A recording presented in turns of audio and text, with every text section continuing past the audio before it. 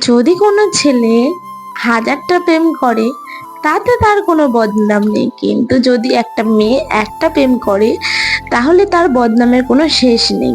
রাস্তায় বেরিয়ে তুমি যদি তোমার মামা, কাকা বা দাদা যার সাথেই যাও না কেন, যদি কেউ তোমাকে দেখে ফেলে, অচেনা চেনা যেই হোক না কেন, মনে মনে তারা এটাই ভাবে যে এটা হয়তো তার বয়ফ্রেন্ড, তার সাথে হয়তো ঘুরতে যাচ্ছে।